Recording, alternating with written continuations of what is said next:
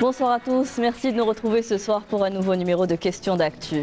Le projet de révision de la Constitution qui sera soumis à un référendum populaire le 1er novembre prochain accorde une place de choix à la société civile qui devra jouer pleinement son rôle d'allié décisif dans l'édification de l'Algérie nouvelle. Une nécessité cruciale que le projet de révision de la loi fondamentale concrétise à travers la mise en place d'un observatoire national de la société civile, un organe consultatif placé auprès du président de la République et dont la mission consistera à émettre des avis et recommandations relatives aux préoccupations de la société civile. La perception du rôle de la société civile a évolué ces dernières années avec le concept de la bonne gouvernance. La société civile ou les associations deviennent des partenaires dans la conduite de la politique économique, dans la démocratisation du fonctionnement de l'État et dans la promotion du rôle des citoyens. C'est un véritable mécanisme d'évaluation du niveau de santé d'une démocratie et du degré d'insertion sociopolitique des citoyens dans la gestion des affaires de l'État. Comment concrétiser cela sur le terrain chez nous en Algérie? Comment faire en sorte d'inclure les associations dans les prises de décisions politiques, économiques et sociétales qu'offre la nouvelle mouture de la Constitution qui sera soumise à référendum pour permettre l'épanouissement de la société civile dans notre pays? On en parle ce soir. Je vous présente notre plateau. Nous avons avec nous M. Boumediene Belkacem. Bonsoir. Bonsoir. Vous êtes un investisseur à haut rang et citoyen avant tout. Merci d'être présent sur notre plateau. Merci à vous. Nous avons également avec nous M. Tarek Zerouki. Bonsoir. Bonsoir. Vous êtes le président de la Fondation Nas El Khair. Merci d'avoir accepté notre invitation. Merci à vous. Monsieur Djazi Nabil, bonsoir. Bonsoir. Vous êtes membre du bureau national de l'Académie de la société civile basée à Cheraga. Oui. Merci d'être ce soir avec nous. Et nous avons avec nous depuis Marseille Monsieur Nazim Sini. Bonsoir. Bonsoir. Vous êtes économiste et professeur universitaire à Marseille, comme je viens de le dire, engagé dans le mouvement associatif. Vous êtes également l'initiateur de l'application N'Investi, ce cross-funding, une collecte de fonds auprès des Algériens ou au profit des startups. Aujourd'hui, vous mettez en relation ceux qui veulent investir chez nous. Merci d'être avec nous, Monsieur Seni. Alors, avant d'entamer le débat, je vous propose de revenir brièvement sur ce que doit comporter cette nouvelle constitution qui sera proposée au référendum le 1er novembre prochain et les préoccupations des citoyens avec Abdelmajid Benrassi. La série de rencontres tenues avec les représentants de la société civile autour de la révision constitutionnelle qui sera soumise à un référendum populaire le 1er novembre prochain consacre la démocratie participative et le rôle de la société civile dans la prise de décision au service de l'intérêt national. Aujourd'hui, si la société civile est associée comme partenaire dans la décision, c'est clair que ce sera quelque chose de nouveau, quelque chose de bien pour la société, pour les citoyens. Pour la première fois, la Constitution intègre la société civile et c'est une occasion unique à saisir pour aller maintenant, c'est légiféré, ça devient, une fois que la Constitution, je souhaite et je l'espère, qu'elle soit adoptée lors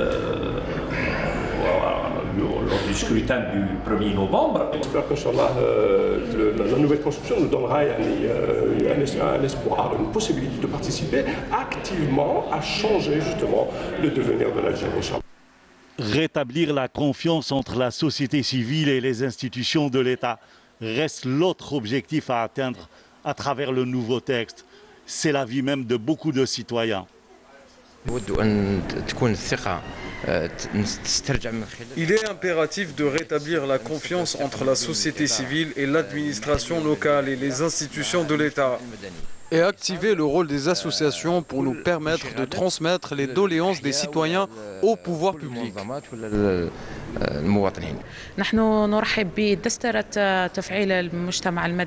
Nous saluons la constitutionnalisation du rôle de la société civile. Nous avons également soumis des propositions dans le domaine de l'économie, du savoir et de la connaissance.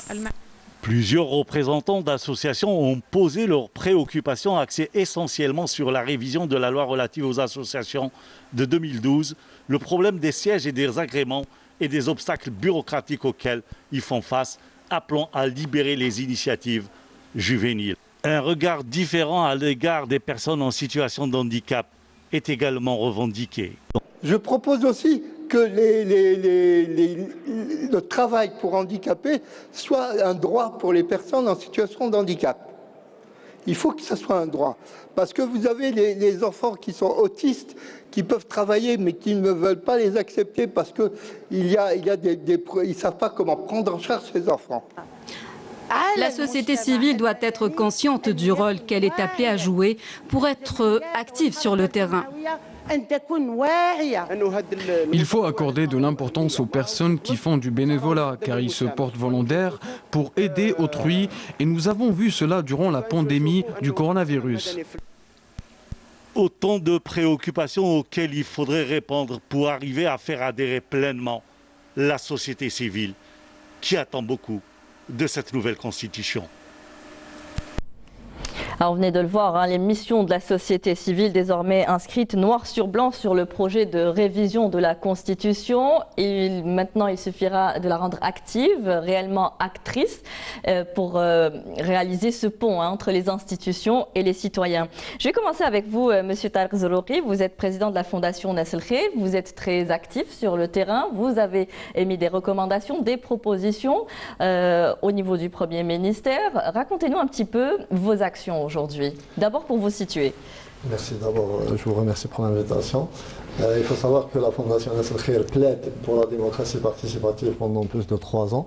Donc on a eu la chance déjà d'ouvrir un premier atelier de démocratie participative avec le Premier ministère qui était relatif à une mission opérationnelle, une mission normale que la Fondation Nasl Khair a fait au niveau de Janet après des inondations. Nous avons eu la chance avec nos collègues, d'autres collègues de la société civile, de penser à un plaidoyer. Donc nous avons un peu vu les problématiques qu'on a rencontrées au niveau de Janet. Donc on a carrément préparé un plaidoyer qu'on a déposé auprès du Premier ministère. Donc nous avons été reçus.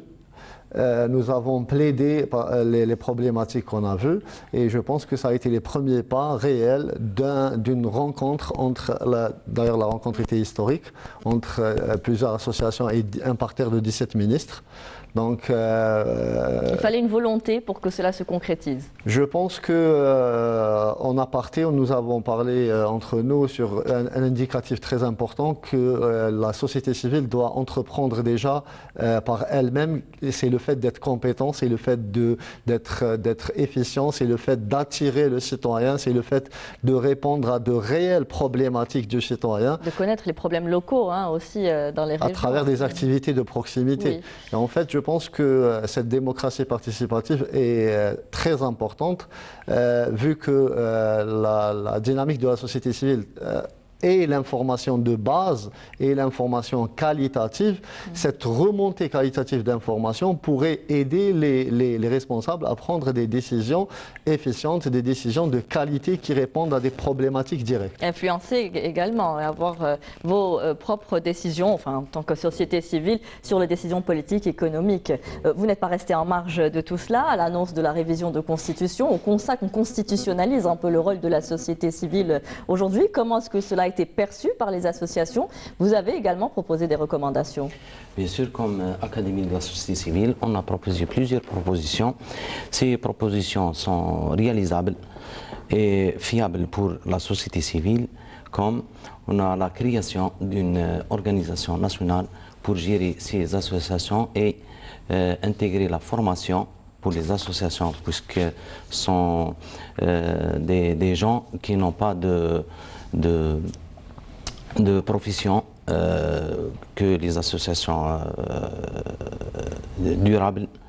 Mais et aussi, on a proposé que les associations seront, au lieu d'être des associations de consommation, ils seront des associations productives.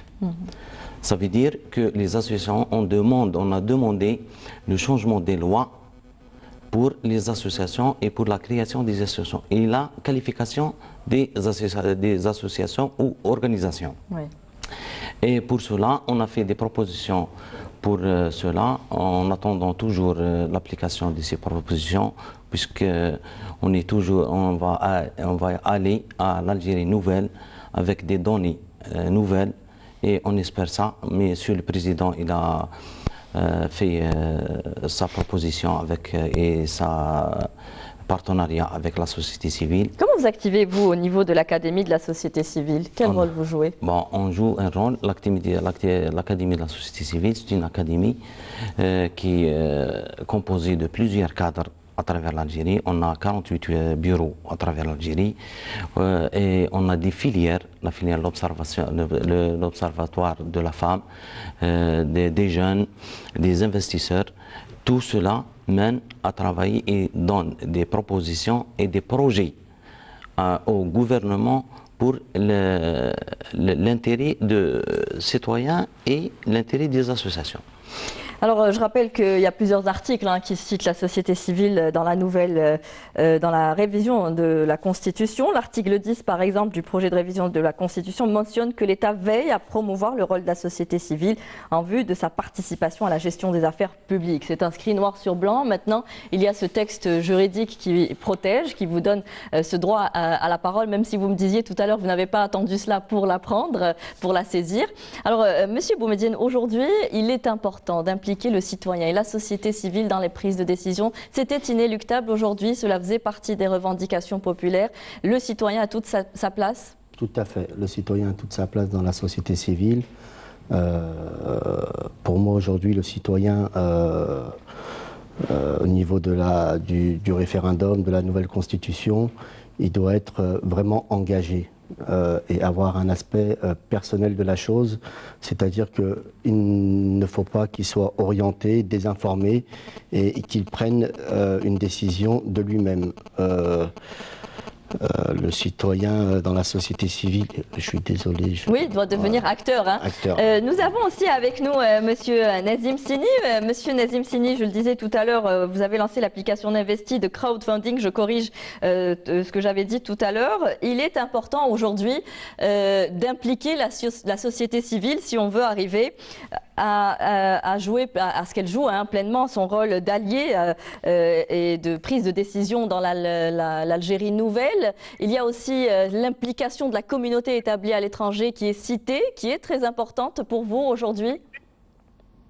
Bonjour à tous déjà, et oui effectivement vous l'avez très bien rappelé, aujourd'hui la diaspora algérienne établie à l'étranger représente environ entre 4 et 5 millions de personnes. Donc ce ne sont pas des citoyens à part entière, ce sont des Algériens de fait, et leur implication dans cette nouvelle mouture de la Constitution est très importante. Parce qu'on va rendre acteur du développement socio-économique du pays. Cette diaspora-là, qui pèse d'abord énormément dans parfois les choix politiques et aussi d'un point de vue économique. Donc aujourd'hui, on le voit d'autant plus avec la pandémie qui frappe notre pays. Vous le voyez déjà, la diaspora ne peut plus se déplacer en Algérie, ce qui est déjà assez frappant. Mais je voulais juste rajouter une chose, c'est que aujourd'hui, on est à une nouvelle page de l'histoire de l'Algérie, et je pense que cette nouvelle mouture, cette nouvelle version de la Constitution va être un socle qui va sceller définitivement les liens entre le citoyen algérien et la patrie. Et donc, il y a de nouvelles choses qui sont introduites, qui étaient totalement absentes il y a encore une vingtaine d'années. Et je pense qu'aujourd'hui, c'est une nouvelle page qui se tourne. Et ça va rendre le citoyen algérien acteur, comme je le disais, du développement de son propre pays. Aujourd'hui, il est essentiel, pardon de vous interrompre, il est essentiel de rassembler toutes les compétences algériennes, où qu'elles soient. Vous en faites partie. Monsieur Boumediene pourra nous en parler également. Vous êtes prêt aujourd'hui, enfin il y a toujours cet attachement avec la mère patrie, à revenir investir. Vous n'attendiez que cela? C'est une motivation supplémentaire que vous attendiez? Tout à fait. Tout à fait, en fait, c'est même un signal très fort qui encourage davantage le retour de la diaspora algérienne. Donc, comme vous l'avez dit, nous avons des compétences extraordinaires dans le domaine de l'ingénierie, dans le domaine médical, dans le domaine aussi, nous avons aussi pas mal de chefs d'entreprise qui attendaient un signal fort de l'Algérie pour pouvoir les accueillir, parce qu'il a pu se passer, on va dire, dans un lointain passé, que la diaspora algérienne se sente rejetée ou ne se sente pas à sa place. Aujourd'hui, tous les signaux sont au vert et on n'attendait que ça pour pouvoir revenir au pays et pouvoir faire profiter l'Algérie de nos compétences et aussi de faire venir dans notre sillage, comme je vous l'ai dit, des médecins, des architectes, des ingénieurs, enfin, toutes on va dire les composantes de la société civile qui peuvent contribuer au développement du pays. Alors, Monsieur Boumedienne, si on peut revenir à vous, vous aussi, vous faisiez partie de cette diaspora. Vous êtes revenu investir en Algérie. Tout à fait, je suis revenu investir en Algérie en 2013. Aujourd'hui, je suis promoteur, j'ai investi dans le tourisme, je suis en train de construire mon hôtel sur la ville d'Oran. Et aujourd'hui, il y a pas mal de personnes comme moi qui sont introduites en Algérie et qui attendent qu'une chose, c'est que la nouvelle constitution passe pour pouvoir accélérer, développer leur entreprise et avoir une facilité à s'intégrer et que les choses aujourd'hui puissent se développer dans leur sens. Très bien. Alors comment, quels sont les besoins aujourd'hui des organisations de la société civile pour devenir influentes sur le changement social et améliorer l'élaboration des politiques? On l'a vu à l'étranger, comme je le disais tout à l'heure, où les sociétés civiles sont bien ancrées. Parfois, les associations ont plus de pouvoir que des partis politiques. Est-ce qu'aujourd'hui, quelles sont les entraves que vous rencontrez sur le terrain aujourd'hui, que vous avez rencontrées par le passé et que vous voulez mettre un terme Je pense que la dynamique, l'outil, le levier de la démocratie participative reste un élément principal, crucial à ce que la société civile devienne performante. Ce qui est à relever, ce qui est à prendre en considération, ce qui est très important dans la nouvelle constitution, c'est la place de choix qui a été donnée à la société civile. Elle est citée dans le préambule, hein, oui. Voilà, je pense que c'est comme si que les pouvoirs publics commencent réellement à prendre conscience de la valeur ajoutée que la société civile pourrait apporter. Et ce n'est pas nouveau. La société civile à l'international participe même dans le PIB. La société civile à l'international participe même à la relance économique. D'ailleurs, c'est parmi les points qu'on avait proposés au niveau de la feuille de route de la dynamisation de la société civile algérienne à l'échelle nationale et internationale. Donc, on avait proposé à ce qu'il y ait l'ouverture du champ économique à la société civile, à ce qu'elle puisse faire des investissements commerciaux non lucratifs. De un, ça lui permettra de créer de l'emploi. De deux, ça lui permettra de lutter contre le chômage. De trois, créer de la richesse. Et de quatre, s'autofinancer et passer du fait d'être un boulet sur le trésor public à ce qu'elle participe au trésor public à travers, pourquoi pas, un impôt symbolique intégré de 2 à 3%, comme ça se fait un peu partout à l'international. Est-ce que vous pensez qu'aujourd'hui, tel que présenté, le texte répond à ces doléances? Je pense que les fondements de base d'un début d'ouverture d'une dynamique de démocratie participative sérieuse entre la société civile et les pouvoirs publics est cité et prise en charge. Maintenant, comme monsieur le conseiller du président de la République pour la société civile et la communauté algérienne à l'étranger l'avait si bien dit dans la dernière rencontre qui a eu lieu avant-hier, donc il a dit que nous avons pris en charge les textes principaux et nous vous invitons à ouvrir un débat plus approfondi, aller dans la recherche à ce qu'on puisse réellement créer des outils, créer des leviers qui vont être à long terme des porteurs de résultats et créateurs de richesses. Est-ce qu'il y a eu des débats justement entre associations sur le nouveau texte proposé par la loi fondamentale? Oui, bien sûr, il y a eu des assises. Il y a eu des assises sur les 48 wilayas. D'ailleurs, notre proposition, c'est un peu, on a synthétisé un peu ce qui a été fait sur les 48 wilayas avec le conseil de Monsieur le Président chargé de la société civile, et nous avons proposé des possibles solutions dans l'aspect économique, organisationnel, juridique, etc. Entre autres, comme mon collègue avait dit tout à l'heure, la révision de la loi 1206 concernant pour passer du système déclaratif du système de l'agrément au système déclaratif de 1. Ça se fera sous simple déclaration. Je pense que ça a été pris en charge. Voilà, il y a eu d'autres propositions du fait de créer un comité, un conseil, de toute façon un organisme qui représente la société civile auprès de la présidence de la République qui a été aussi prise en charge. Je pense qu'il fallait penser à une structure qui trace une politique nationale de la société civile qui va dans le même train que la vision de l'État selon les défis qu'on a au temps T. Merci. Alors, la société change tout tout autour de nous. Il apparaît aujourd'hui que les anciennes méthodes d'élaboration des politiques ne suffisent plus à elles seules, que la participation de la société civile est inéluctable. Devenir acteur dans la politique du développement du pays, pour cela il faut impliquer le citoyen. Est-ce qu'aujourd'hui les associations de par le passé ont elles aussi perdu un peu en crédibilité? Est-ce qu'elles n'ont pas aussi un double travail à faire aujourd'hui pour récupérer la confiance des citoyens? J'attire votre attention que la définition de l'État maintenant, elle est changée vers le monde et surtout en Algérie après le Hirak. Donc l'État, elle est composé de 3 secteurs, le secteur public et le secteur privé, ainsi que la société civile. Et l'un de l'autre, ils ont besoin de soi et sont indispensables pour gérer n'importe quel programme avec le gouvernement.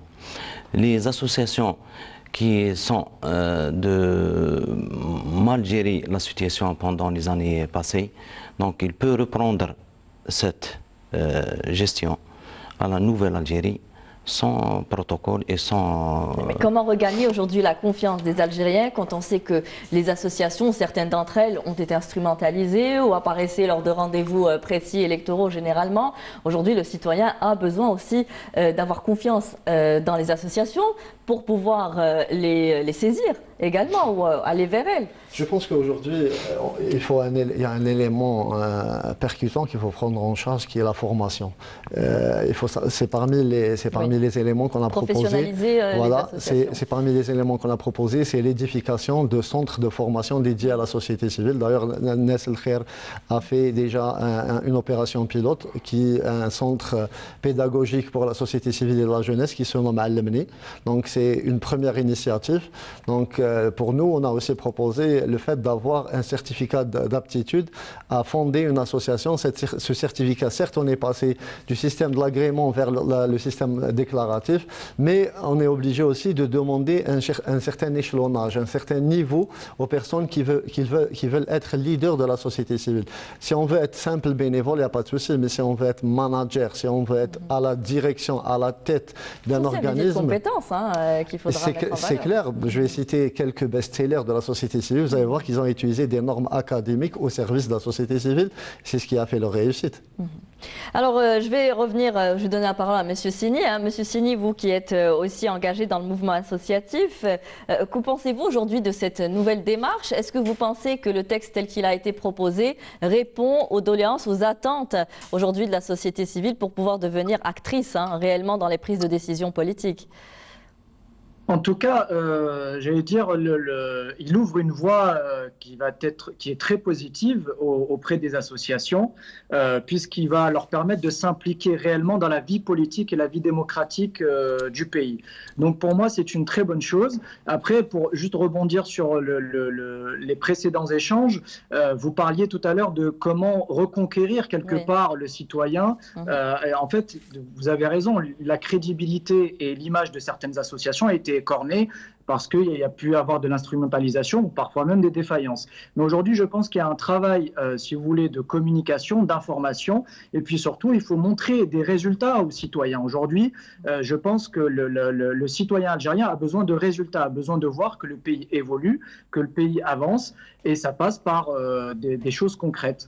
Donc je pense qu'aujourd'hui, les associations peuvent retrouver leur place, qui était un peu le rôle, si vous voulez, ce qu'on appelle les corps intermédiaires, c'est-à-dire une sorte d'intermédiation entre les citoyens et l'État, les administrations étatiques.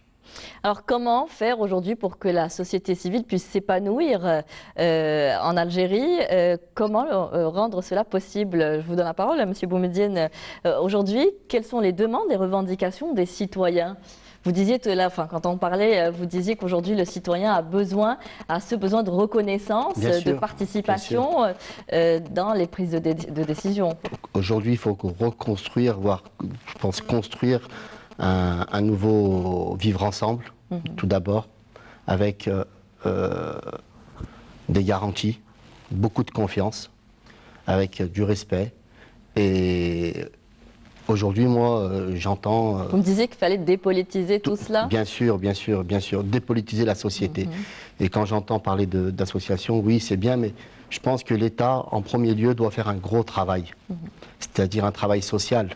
Il doit lui aussi regagner la confiance des citoyens. Tout à fait, tout à fait, un travail social. Aujourd'hui, en Algérie, on manque beaucoup d'assistantes sociales. Au niveau des cités, on manque beaucoup d'encadrement.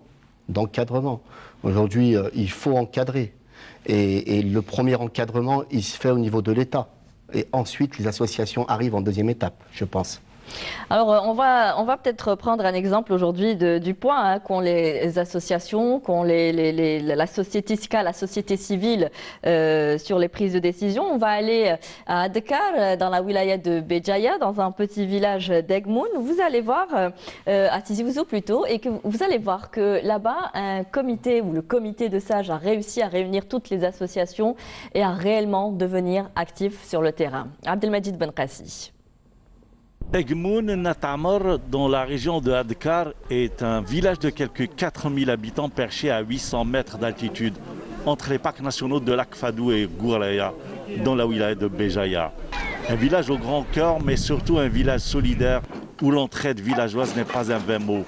Nous sommes allés à la rencontre de ces villageois qui nous ont parlé de leur quotidien et surtout de ce qu'ils ont réalisé avec leurs propres moyens.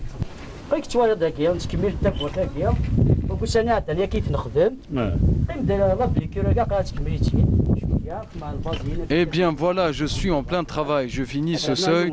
Nous assurons un travail de volontariat depuis des mois, même avec cette crise sanitaire, tout en respectant les mesures barrières.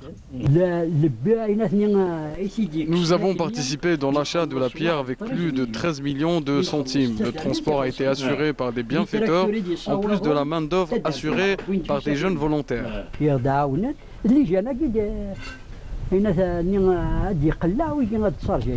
Le volontariat est une véritable institution dans ce village. L'organisation se fait à partir de Tejmat, l'assemblée, avec la collaboration des diverses associations du village. Un des jeunes sages nous en parle.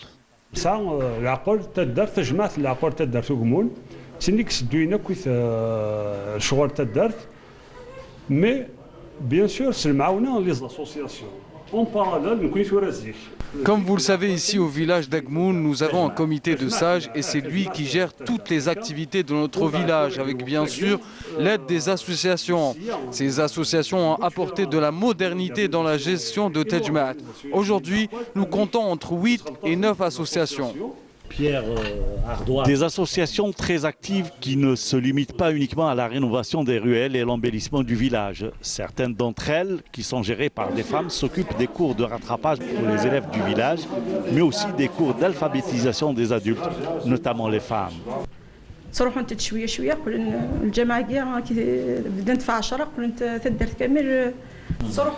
Nous faisons un travail en direction des femmes qui nous font réellement confiance.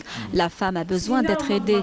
Nous avons déjà commencé par donner des cours de soutien aux enfants du village, mais aussi des cours d'alphabétisation pour les femmes. Nous avons un groupe de 20 femmes seulement, en plus des femmes volontaires pour ces cours. Nous avons besoin de postes d'emploi permanents.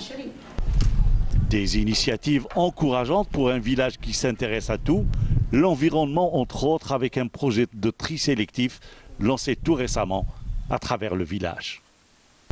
Voilà, donc on voit l'importance des associations locales qui prennent en charge les préoccupations des régions, des villages, des villageois, comme on vient de le voir. Finalement, on voit que Tejmat, c'est un principe qui n'est pas si nouveau, un concept ancien qui a toujours existé, celui de se réunir, de réunir toute la société civile, tous les concernés, et d'agir aujourd'hui. Il s'agit aujourd'hui de réactiver ce concept ?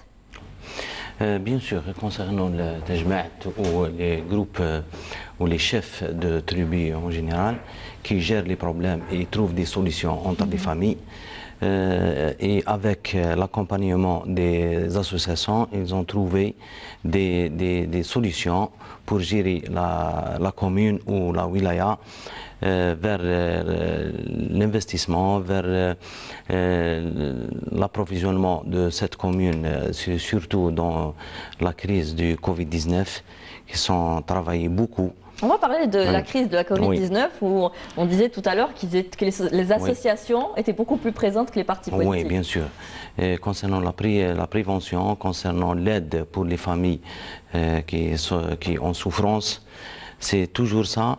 C'est l'association de la société civile gère toujours ces problèmes et trouve des solutions dans les médias.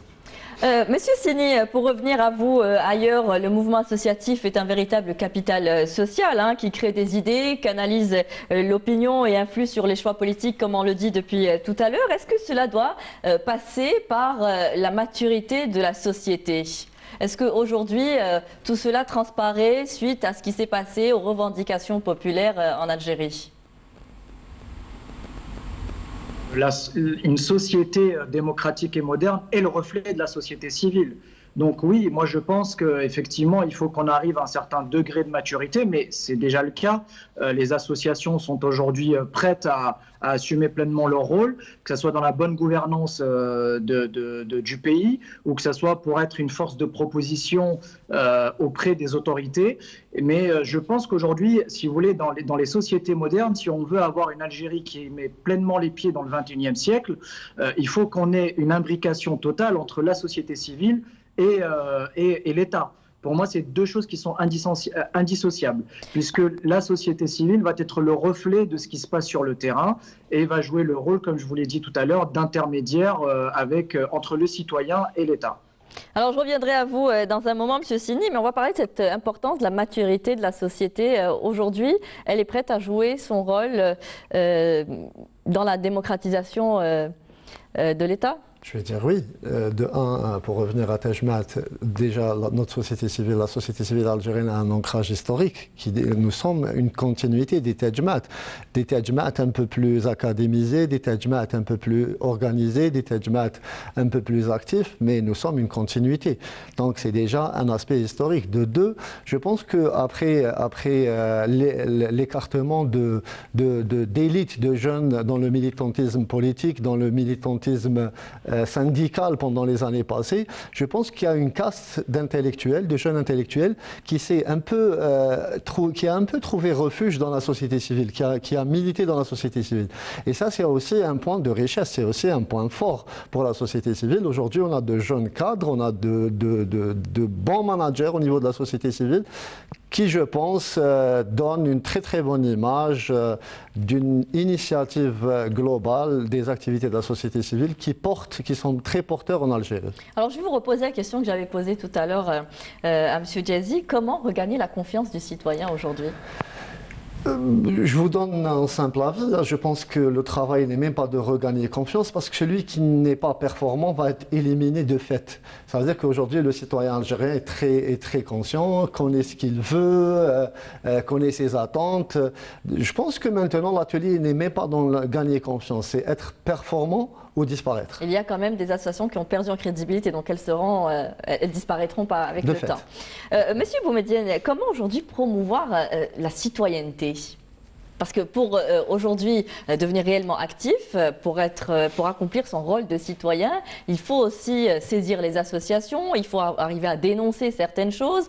On voit des associations de consommateurs, par exemple, où on ne dénonce pas, ou quand il y a des produits qui sont hors normes. Aujourd'hui, devenir citoyen doit prendre tout son sens. Devenir citoyen, bien sûr, doit prendre tout son sens. Il faut apporter quelque chose de nouveau à la société. Il faut être responsable. Il faut prendre ses responsabilités et puis je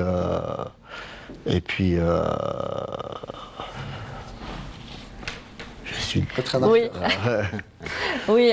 Alors justement, Monsieur Sini, je reviens à vous pour parler de votre rôle en tant que diaspora. Comment vous vous organisez à Marseille ? Mais écoutez, déjà, il faut savoir que la diaspora à l'étranger est très bien organisée. Il existe une multitude d'associations, que ce soit dans le domaine politique, économique ou tout simplement, on va dire, dans des domaines divers, notamment culturels. Et si vous voulez, il y a énormément de réunions de travail, de concertations qui sont faites. Donc la diaspora s'est organisée d'elle-même, puisqu'elle a des attaches très fortes avec l'Algérie. Et surtout, la diaspora algérienne souhaite participer à un vrai projet de société. Moi, je me pose souvent la question, quelle est la place de la jeunesse aujourd'hui en Algérie? Quelle économie voulons-nous promouvoir pour les 10, voire les 20 prochaines années? Et surtout aussi, il serait intéressant d'introduire des nouvelles notions comme celle de la protection de l'environnement et de l'écologie, même si je sais que c'est peut-être pas une priorité pour nous, mais c'est des questions sociétales qui sont très très importantes auxquelles la diaspora souhaite participer, contribuer. Et il faut savoir aussi qu'on a des attaches très très fortes avec le pays. Donc certains y ont de la famille, d'autres des relations professionnelles, personnelles, et certains ont dû quitter l'Algérie. Je pense notamment aux années noires des années 90, et pour lesquelles c'est encore une blessure assez profonde. Donc tout cela pour vous dire qu'il y a une vraie organisation de l'autre côté de la Méditerranée, que nous sommes très actifs. Voilà, tout à fait, qui attendent que le feu vert. Et nous sommes, surtout, le message que je veux porter, c'est que nous sommes à la disposition du pays pour pouvoir contribuer, aider.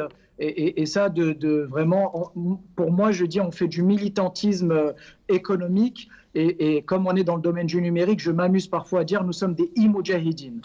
Très bien dit. On parlera de votre application On investit tout à l'heure. Est-ce qu'aujourd'hui, la société civile ou les associations devront agir comme des lanceurs d'alerte pour justement interpeller les pouvoirs publics sur ce qui ne va pas, sur les préoccupations des citoyens?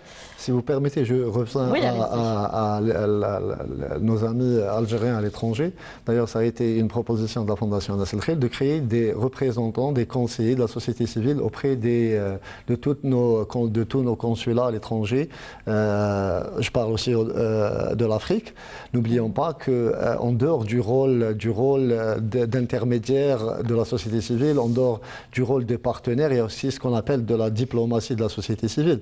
La société civile peut jouer un rôle diplomatique à l'international qui peut aider, qui peut accompagner des décisions de l'État. Donc même la présence de la société civile algérienne mature et responsable à l'échelle internationale à travers des représentations, à travers des conseillers au niveau des consulats, est une chose à prendre très au sérieux. Et je pense que les pouvoirs publics, à travers Monsieur le Président de la République, je pense qu'ils ont pris conscience de ça. La preuve, le conseiller du Président de la République chargé de la société civile et de la communauté algérienne à l'étranger. Donc la relation est directe. Revenons à votre question, je pense que le rôle principal de la société civile aujourd'hui, c'est justement de jouer ce rôle d'intermédiaire, de levier de remontée d'informations qualitatives, à ce que le pouvoir public puisse prendre des décisions ciblées, des décisions qui peuvent être porteurs de valeur ajoutée dans les différents domaines économiques, sociétals, etc. Vous devez jouer ce rôle de lanceur d'alerte, Monsieur Jazi? Oui, bien sûr. Concernant la société civile en général et l'Académie de la société civile, on a fait beaucoup de programmes pour intégrer les associations au niveau de chaque wilaya, puisque chaque wilaya elle a beaucoup de potentiel, soit jeunes, soit encadrement, soit cadre, soit investisseurs. Pour faire une confiance aux populations, à la population, il faut faire des études. Je demande à toutes les associations ou les organisations de faire des études socio-économiques dans chaque quartier, dans chaque commune, pour savoir qu'est-ce qu'ils veulent les citoyens algériens dans cette commune ou de cette wilaya. Remonter l'information jusqu'au pouvoir public. Oui. Et trouver, c'est pas toujours, on dit il y a des problèmes, il faut trouver des solutions, il faut faire des études, voici les problématiques, voici les solutions, pour permettre aux gestionnaires de la ville de accompagner ces associations et exécuter ces programmes et ces propositions pour améliorer et pour avoir un développement pour les villes, chacun dans des différents métiers. et différents secteurs. Est-ce que ce pont, ce lien existe avec les institutions? Est-ce que vous avez accès facilement à l'information, accès également facilement aux institutions pour remonter l'information? Je pense que la Fondation Nasser El Khair a toujours travaillé en partenariat avec les pouvoirs publics. D'ailleurs, nous avons plaidé à Genève pendant les assises des 23+3. Donc, un projet d'équilibre de société, ça a été élu comme étant un projet de société. C'est en fait la triangulaire entre la société civile, les pouvoirs publics et les opérateurs économiques. Donc ça a été un peu vu comme étant un point d'équilibre des sociétés. Je pense que c'est indissociable le travail de la société civile avec les pouvoirs publics. L'un est porteur de décision et décisionnel et le deuxième est porteur d'initiative. Je pense que c'est comme une symphonie, il faut accorder les deux pour avoir une belle musique. Vous pensez que ce pont est facilement réalisable? Vous avez accès aux informations que vous demandez? Oui, bien sûr. On a toujours des facilités au niveau de l'administration pour avoir des informations et pour accéder aux villages ou des wilayas pour avoir des informations, ce n'est pas un problème. Alors aujourd'hui, à travers la constitutionnalisation de la société civile, peut-être que du rôle de la société civile, il nous est peut-être plus permis de rester en retrait des prises de décision et de jouer un rôle véritablement actif. Vous serez peut-être jugé davantage sur vos activités. Pour cela, on est structuré. On a fait des organisations et des commissions, chacun dans son métier, pour avoir des solutions et pour avoir des projets qu'on va les remettre au gouvernement pour discussion. Et on est toujours avec le gouvernement pour une marche pour la bonne voie. Alors, on parlait de l'importance des consultations. Il y a cet observatoire national de la société civile, un organe consultatif qui sera placé auprès du président de la République et dont la mission consistera à émettre des avis et des recommandations relatives aux préoccupations aujourd'hui de la société civile. C'était important? C'est extrêmement important. Reste à savoir quels sont les profils ou bien le choix des profils qui vont être cadres dans ce comité. Ce qui est primordial. Maintenant, si les choix des profils ne sont pas les meilleurs, ça veut dire qu'on va avoir un outil très important mais qui va être morné.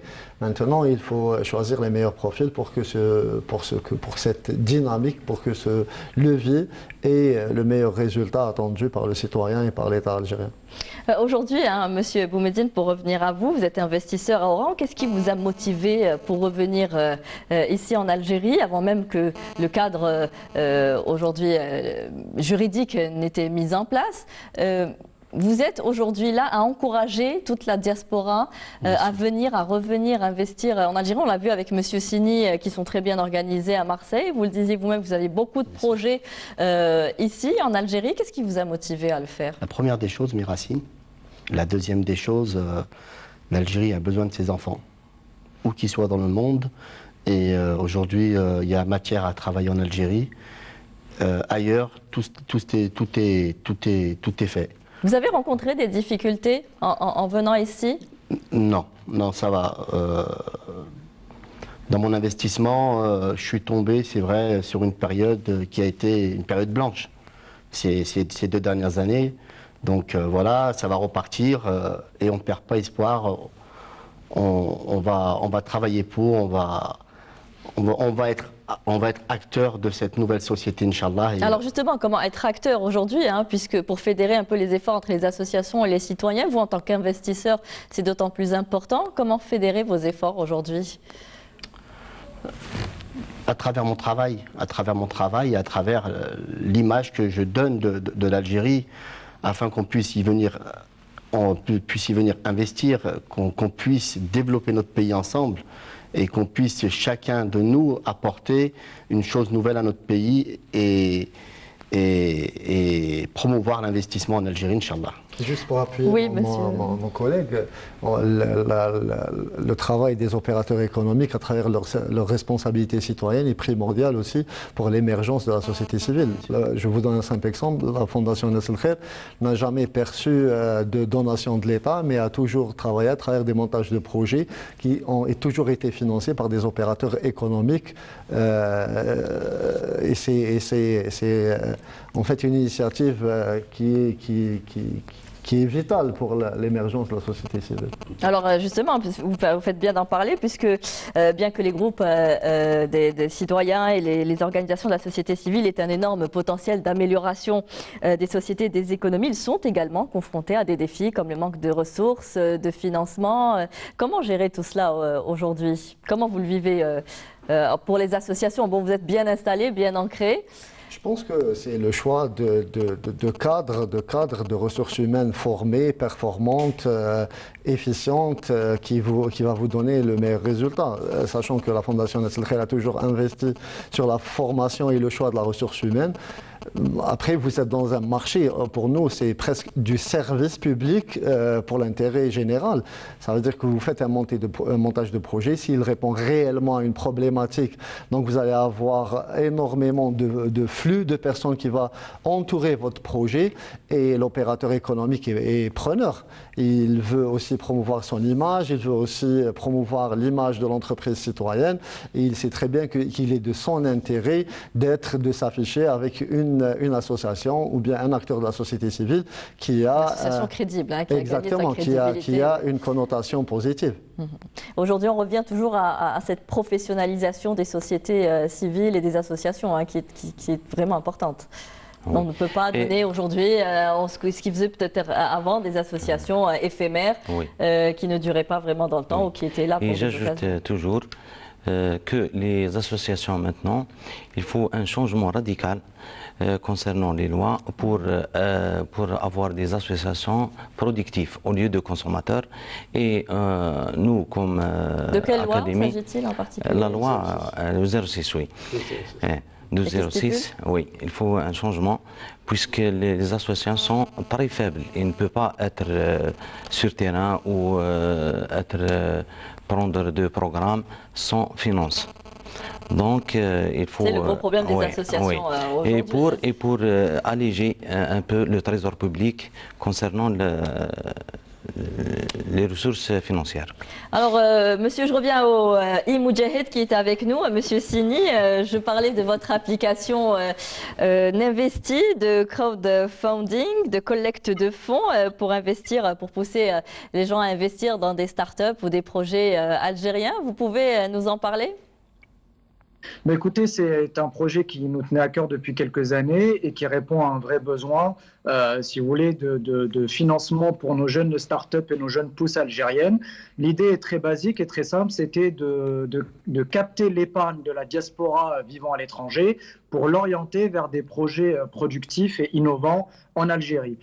Puisque, comme vous le savez, la plupart des start-up algériennes ont deux difficultés. La première, c'est d'avoir accès à un marché et la deuxième, c'est celle d'avoir accès à des financements.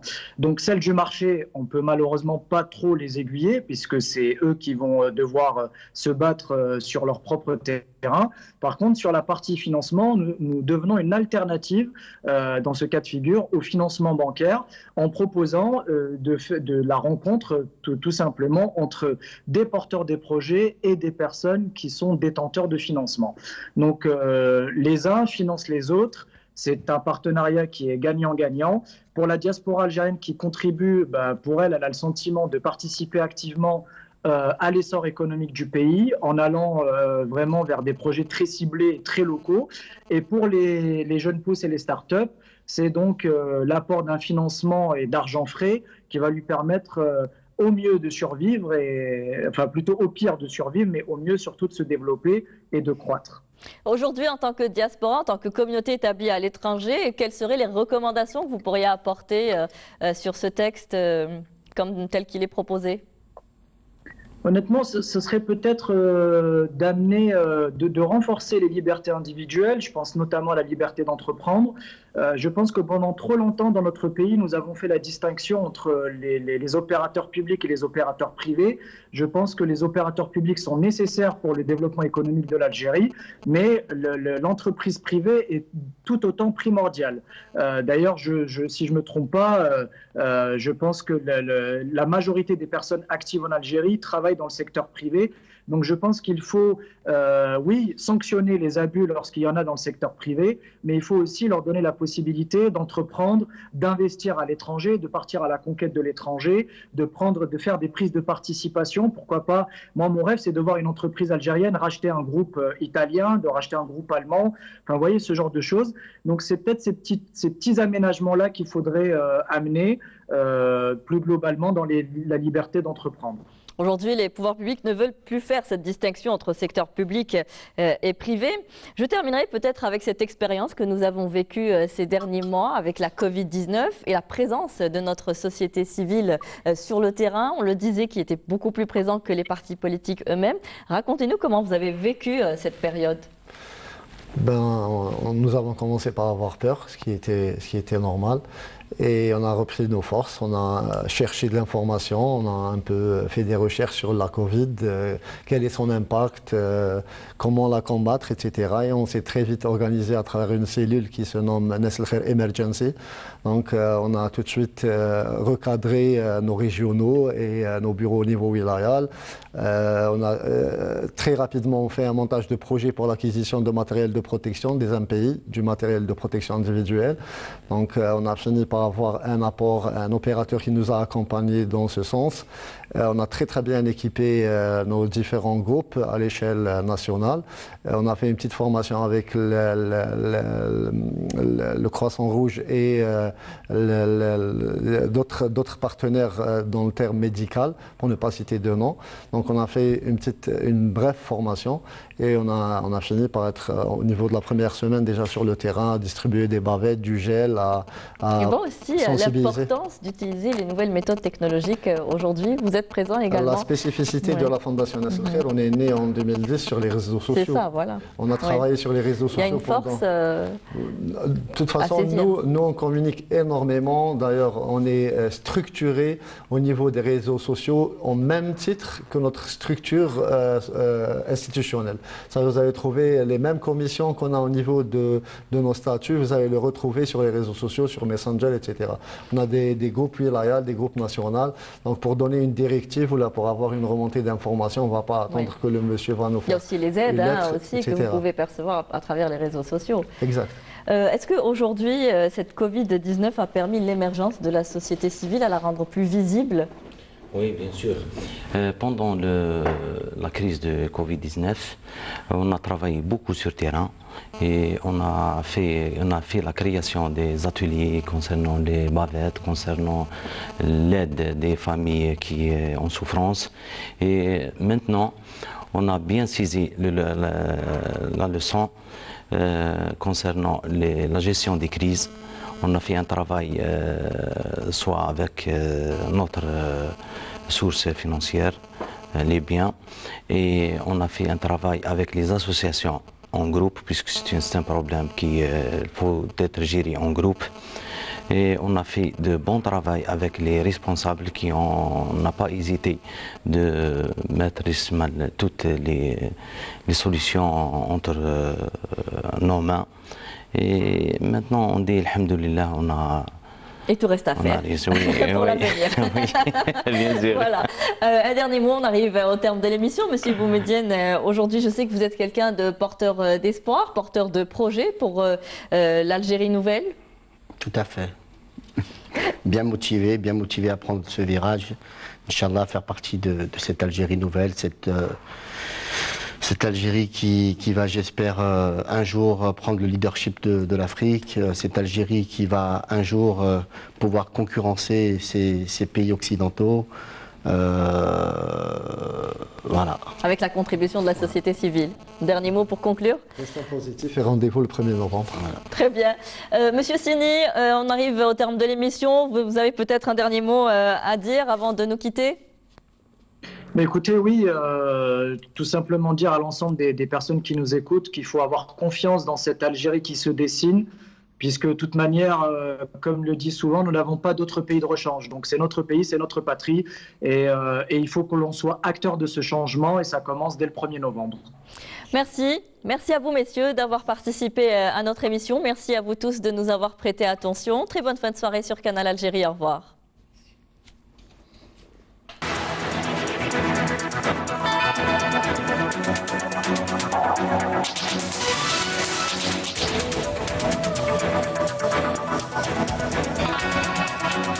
Thank you.